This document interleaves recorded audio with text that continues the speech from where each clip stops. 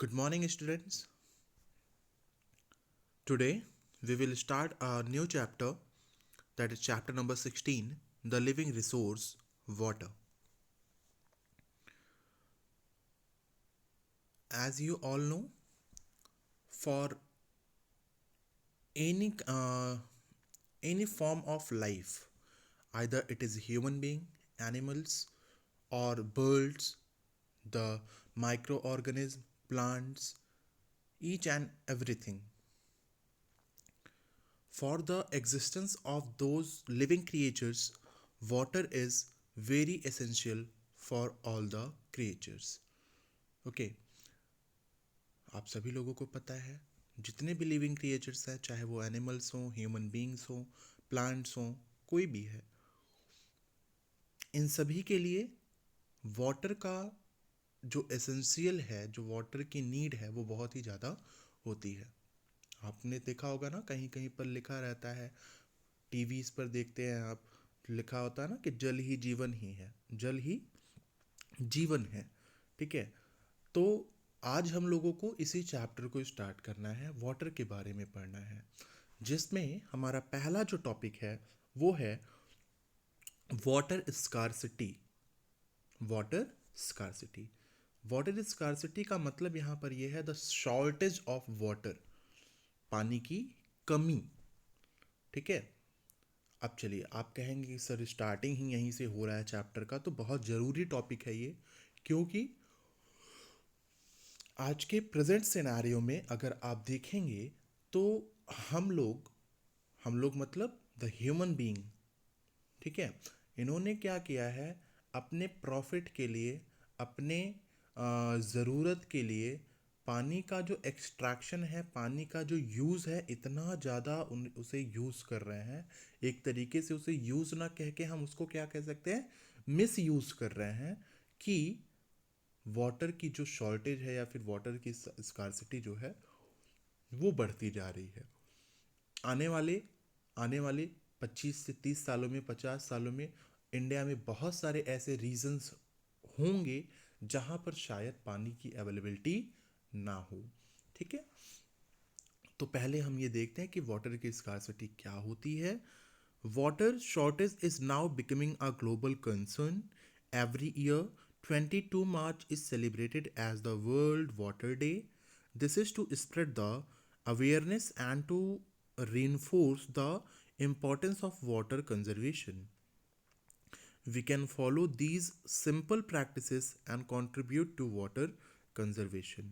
ठीक है, तो वाटर की जो स्कार्सिटी है, जो वाटर शॉर्टेज है, ये ग्लोबल कंसर्न बनता जा रहा है. ठीक है, सिर्फ इंडिया में ही नहीं, बहुत सारे वर्ल्ड की ऐसी कंट्रीज़ हैं जहाँ पर पानी की कमी होनी शुरू हो गई है. इसलिए 22 मार्च को water day, world water day की सेलिब्रेट किया जाता है, ताकि लोगों को ये समझाया जा सके, लोगों को एक तरीके से मोटिवेट किया जा सके कि वो वाटर को किस तरीके से कंजर्व कर सकते हैं. ठीक है, तो चलिए देखते हैं कुछ पॉइंट्स यहाँ पर दिए गए हैं. पहला है, take one initiative each day that will result in water saving. ठीक है, तो हमें क्या करना चाहिए कि हर रोज एक नई शुरुआत करनी चाहिए, एक ऐसा इनिशिएटिव लेना चाहिए जिससे कि हम डेली क्या कर सके, पानी को बचा सकें. जैसे मान लीजिए एक दिन आप क्या करते हो कि ब्रश, बहुत सारे बच्चे रहते हैं ब्रश करते समय जो टैप वाटर है, टैप, उसको ओपन करके रखते हैं. तो ये क्या है, ये गलत आदत है, बैड हैबिट्स में आता है. इसको पहले आप क्या करिए, टैप को बंद कर दीजिए. नहाते समय भी आप यही काम कर सकते हो. ठीक है, बहुत सारे ऐसे आदतें हैं जिसको हम बदल करके पानी का बचाव कर सकते हैं. Remember to use only the amount of water you actually need. ठीक है, हमें याद होना चाहिए, हमें मालूम होना चाहिए कि हमें कितनी ज़रूरत है पानी की, सिर्फ हम उतना ही यूज़ करें, बाकी पानी को बर्बाद ना करें. ठीक है, promote water conservation in community new shelter and on bulletin boards in school. ठीक है, यहाँ पर क्या करना चाहिए कि स्कूल्स में नोटिस बोर्ड्स पर, इसके साथ साथ कम्युनिटी न्यूज़ शेल्टर्स में, ठीक है, तो यहाँ न्यूज़लेटर्स में वहाँ पर क्या करना चाहिए, पानी के बचाव के लिए प्रमोट करना चाहिए, बच्चों को उत्साहित करना चाहिए। ठीक है, make sure that the pipes in your home are leak free. आप ये देखिए कि आपके घरों में जो पाइप्स वगैरह हैं वो पाइप्स क्या हों, लीक फ्री हो, वो कहीं से लीकेज ना हो वहाँ पर। ठीक है, जिससे कि पानी बर्बाद ना हो। Do not leave the tap free while you are brushing your teeth और सोपिंग योर फेस। देख रहे हैं ना, वही चीज़ बात है कि आप जब ब्रश कर रहे हैं या फिर मुंह धुल रहे हैं तो उस समय ये देखें कि टैप वाटर जो है, टैप जो है उसको ओपन ना रखें। When washing the car, use water from a bucket and not a house pipe. ठीक है, जब कार को हम धुल रहे हैं तो कोशिश ये करें कि हम क्या करें, पानी को बकेट से लें, ना कि जो पाइप लगा करके हम देख तो कारों को धुलते हैं ना तो वहाँ पे पानी बहुत बर्बाद होता है। और अगर बकेट से निकालेंगे, बकेट से पानी यूज़ करेंगे तो वहाँ पे पानी कम वेस्ट होगा। According to United Nations, every person should get at least 50 liters of water each day for washing, cooking, and maintenance of proper hygiene. In general terms, that is about 2.5 buckets of water per person per day. ठीक है, तो United Nations के हिसाब से अगर हम माने तो हर एक इंसान को दिन भर में, एक दिन में कम से कम 50 लीटर पानी की ज़रूरत होती है, सारे कामों को मिला करके, खाना बनाना, कपड़े धुलना, ठीक है, एक्सेट्रा एंड एक्सेट्रा, सारी चीज़ों को मिला करके उनको कम से कम 50 लीटर की पानी की ज़रूरत होती है। Now next topic is forms of water in nature. Nature में हमें पानी किस किस फॉर्म में मिल सकता है।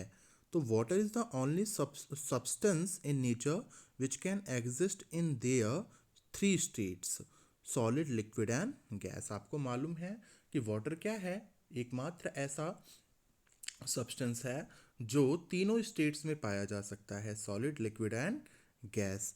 Water which we drink every day is in its liquid form. All the three forms of water are interchangeable. जो पानी हम पीते हैं वो किस में होता है, लिक्विड फॉर्म में होता है। और तीनों जो फॉर्म्स हैं, सॉलिड, लिक्विड, गैस, ये तीनों एक दूसरे में इंटरचेंजेबल होते हैं, एक को दूसरे में कन्वर्ट या फिर चेंज किया जा सकता है। Water is a renewable resource, that is it can be used again and again. Water क्या है, एक रीन्यूएबल रिसोर्स है, क्योंकि हम इसको बार बार यूज कर सकते हैं। ठीक है, but the total amount of water on the earth does not change. लेकिन जो पानी अर्थ पर है वो बार बार चेंज नहीं होता। Water only passes through the different forms in nature and comes back to the same form. This process is known as water cycle. जो water है वो डिफरेंट फॉर्म से, कहाँ, नेचर के डिफरेंट फॉर्म से एक दूसरे में बदलता रहता है। और जैसे आप देखेंगे तो तालाब का जो पानी है धीरे धीरे इवापोरेट होता है। ठीक है, इवापोरेट होते हुए उसके बाद फिर वो प्रेसिपिटेट होगा, कंडेंसेशन होता है। तो ये सारा जो एक बदलाव हम देखते हैं ना, उसी को क्या बोलते हैं, वाटर साइकिल कहते हैं।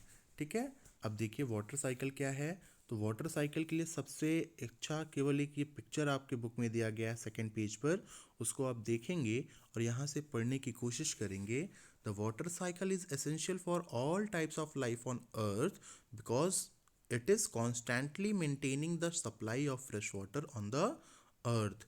This means that no life would have been possible on land without water cycle. ठीक है, तो यहाँ पर ध्यान दीजिएगा, तो जो वाटर साइकिल है is essential for all types of life on earth. जो वाटर साइकिल है ये सभी जीव जंतुओं के लिए, सभी लाइफ क्रिएचर के लिए, लिविंग क्रिएचर्स के लिए एसेंशियल होता है। ठीक है, because it is constantly maintaining the supply of fresh water of on earth. क्योंकि ये क्या करता है, अर्थ पर जो फ्रेश वाटर की सप्लाई है उसको हमेशा मेंटेन करके रखता है। This means that no life would have been possible on land without water cycle. इसका मतलब ये है कि अगर वाटर साइकिल ना होता तो इस अर्थ पर कोई भी लाइफ एग्जिस्ट नहीं कर पाती। The cycle starts with the evaporation of water from the oceans and lands when heated by the sun, followed by the formation of clouds, rain and snow and other kinds of precipitations. The rainwater stored in lakes, rivers, dams, etc. replenishes the groundwater. Snow melts to become water and flow in river. Water from rivers, lakes and oceans keeps on evaporating, which again condenses. Hence all the three states of water keeps changing into one another in the water cycle. Now listen, क्या होता है कि water cycle में सबसे पहले ocean से, land से जो भी वाटर है ये इवापोरेट होता है. कैसे इवापोरेट होगा? सूर्य की गर्मी से इवापोरेट होता है और फिर ऊपर जा कर के कंडेंस हो जाता है और बादलों का फॉर्मेशन करता है, क्लाउड्स का फॉर्मेशन करता है. फिर आगे चल कर के वही क्लाउड्स प्रेसिपिटेट होते हैं और फिर से पानी ज़मीन पर बरसता है और वो लेक्स, रिवर्स, डैम्स एक्सेट्रा में स्टोर हो जाता है. ठीक है. इसी के साथ साथ जो स्नो है वो भी, जो बर्फ़ होती है या फिर जो ग्लेशियर्स हैं वो भी क्या करते हैं, पिघलते हैं, पिघल करके पानी बनाते हैं. ठीक है. तो इसी तरीके से ये जो पूरा फॉर्म है ना, तीनों फॉर्म्स ऑफ वाटर, ये तीनों एक दूसरे में चेंज होते रहते हैं और वाटर की जो अवेलेबिलिटी है वो अर्थ पर बनाए रखते हैं. ठीक है. नेक्स्ट है how much water is available. तो let's perform an activity to रफली estimate the relative amount of water available by all three sources. Take a medium size. अब यहाँ पर देखिए एक पूरा एक्सपेरिमेंट दिया गया है जिसको आप पढ़ करके देखिए और फिर समझने की कोशिश करिएगा. ठीक है. एक्टिविटी के थ्रू ही आप देखेंगे तो आपको पता चलेगा कि कितना पानी बचा हुआ है. ठीक. तो चलिए आज की क्लास में इतनी चीज़ें आपको समझाई गई हैं, इसको आप पढ़िए और ध्यान दीजिए. ठीक है. और पिछले जो चैप्टर्स बताए गए हैं उनको रिवाइज करिएगा ताकि आप पीरियोडिक टेस्ट में बेहतर से बेहतर परफॉर्म कर सकें. Okay students, thank you.